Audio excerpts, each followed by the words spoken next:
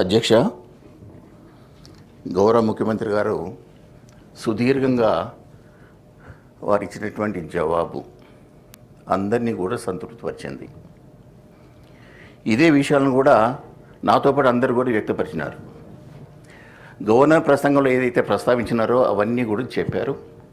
2-3 తప్పిపోయినాయి. తర్వాత దాన్ని ఇప్పుడు సమయభావంలో మాట్లాడే ఉద్దేశం నాకు లేదు అధ్యక్ష.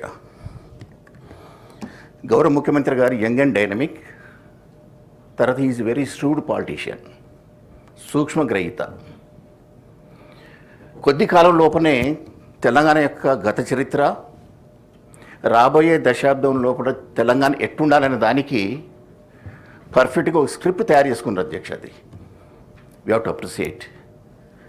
పార్టీలకు అతీతంగా నా నైజం ఏంటంటే నిజం మాట్లాడడమే, భావజాలలో పక్కబడేసేసి.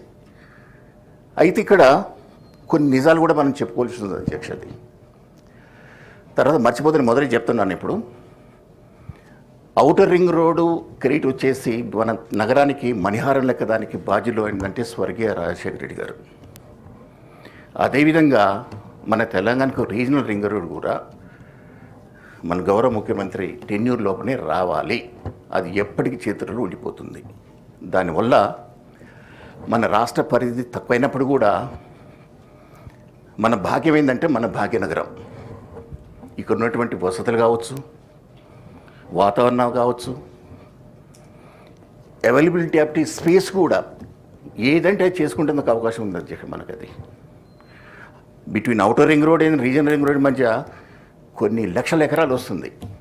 We can do wonders. దాన్ని వారు సాధించి పెట్టాలి.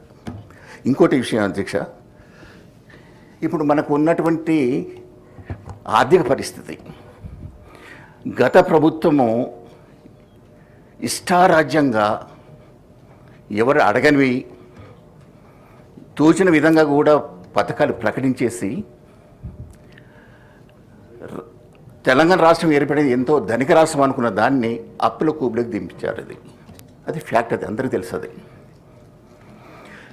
ఇప్పుడే ముఖ్యమంత్రి గారు చాలాసార్లు చెప్పారు. ఇది జీతభత్యాలకు 6,500,000 కోట్ల రూపాయలు every month we have to recurring expenditure. తర్వాత వాళ్ళు చేసినటువంటి అప్పులోకి వచ్చేసి ఏంటంటే 6,500. కాకపోతే ఏంటంటే ఇప్పుడే గౌరవ ముఖ్యమంత్రి చెప్పారు ఏంటంటే ఎప్పుడైతే ప్రిన్సిపల్ అమౌంట్ కూడా దాంట్లో రిమిట్ అవుతుందో, ఎట్లయితే రేట్ ఆఫ్ ఇంట్రెస్ట్ను బార్గెన్ చేసి తగ్గించినరో ఆ రెండింటి మేరకు కొంత బడ్డెన్ తగ్గుతుండొచ్చు. It may come down from 6,500,000 నుంచి 6 వరకు రావచ్చు, 5 రావచ్చు. కానీ this is going to be recurring. ఎన్ని సంవత్సరాలు తీర్పాలని తెలియదు అది. అయితే మీరు ఏది విధంగానైతే ఎన్నో రంగాలలో అభివృద్ధి చేయాలనుకుంటున్నారో దానికి ఒక ఎంత గొప్ప వెహికల్ని కొన్నా కానీ ఫ్యూయల్ లేకుంటే నడవదు. రాష్ట్ర నాయకులు ఎంత సమర్థుడైనప్పుడు కూడా ఫండ్స్ లేకుంటే నడవదు. అది ఈ ఫండ్స్ని ఏ విధంగా పూలప్ చేస్తారనేది సమస్య అధ్యక్ష. అది అందుకని నేనేమంటానంటే అన్ని పథకాల కంటే కూడా విద్య, వైద్యం, వ్యవసాయం ఈ మూడింటి మీద మీరు ఫోకస్ పెట్టండి. మిగతాది మీకు అవసరం ఉండొచ్చు రాజకీయ పరంగా కానీ ఇంకే విధంగా కానీ. నా విషయంలో మాత్రం 3 తప్ప మిగతా అన్నీ కూడా ప్రస్తుతానికి అవసరం లేదు. If you have surplus money you can put wear ever you want. కానీ ఇటువంటి సందర్భంలో గౌరవ ముఖ్యమంత్రి గారు కఠినమైనటువంటి ఆర్థిక క్రమశిక్షణ పాటించేటందుకు కాస్ట్ కటింగ్ పెట్టవలసిందే, లేకపోతే మాత్రం చేయలేరు. ఇంకా వేరే చాలా విషయాలు కానీ సమయభావంలో మాట్లాడకపోతాను అధ్యక్ష. ఇప్పుడు యంగ్ ఇండియా అనే దానికి మంచి ప్రబోధనలు తీసుకొచ్చింది అధ్యక్ష. అది వండర్ఫుల్. పోయిన సంవత్సరం ఇదే సభలో మాట్లాడినాను. గత ప్రభుత్వం వచ్చేసి రెసిడెన్షియల్ స్కూల్స్ అని 60% బిల్డింగ్స్ అన్నీ కూడా రెంటెడ్. దేనికో కట్టించినవి పాలిటెక్నిక్ కాలేజీలు, సిక్ అండ్ ఇంజనీరింగ్ కాలేజ్ పెడితే వసతులు లేని దాంట్లో ఇచ్చారు. కానీ ఒక రెసిడెన్షియల్ స్కూల్ అన్న తర్వాత స్టాఫ్ క్వార్టర్స్ ఉండాలి, అన్ని వసతులు ఉండాలి. వాటన్నిటి గ్రహించి ఈరోజు ముఖ్యమంత్రి గారు నిర్ణయం తీసుకున్నారు ఏంటంటే ఇంటిగ్రేటెడ్ రెసిడెన్షియల్ కాంప్లెక్స్ తీసుకొస్తున్నారు. అందరూ దాన్ని అప్రిషియేట్ చేయాలి అధ్యక్ష. ఇదే విషయంలో అధ్యక్ష దానికి సుమారుగా 3,000 కోట్ల రూపాయలు 30,000 కోట్ల రూపాయలు దానికి కేటాయించింది అధ్యక్ష. ఇప్పుడు 58 అది సెంటర్స్లలో they want to take up this young India complexes. అది ఇటువంటిప్పుడు అధ్యక్ష దీంట్లో నాకున్న ఇన్ఫర్మేషన్ ప్రకారము ఒక్కొక్క సెంటర్లో 2,560 స్టూడెంట్స్ విల్ బి అకామిడేటెడ్. అంటే 56 units are going to come up with the expenditure of 11,600 crores. ఎంతమందిని అకామిడేట్ చేస్తున్నారు అధ్యక్ష? ఇది 1,48,00,000 స్టూడెంట్స్ని అకామిడేట్ చేస్తున్నారు. వాళ్ళ ప్లాన్, ఫ్యూచర్ ప్లాన్ ఏంటంటే 100. అంటే ఆల్మోస్ట్ దీని డబుల్ అంటే 2.5 lakh స్టూడెంట్స్కే అక్కడ అకామిడేషన్ వస్తుంది. They are all borders.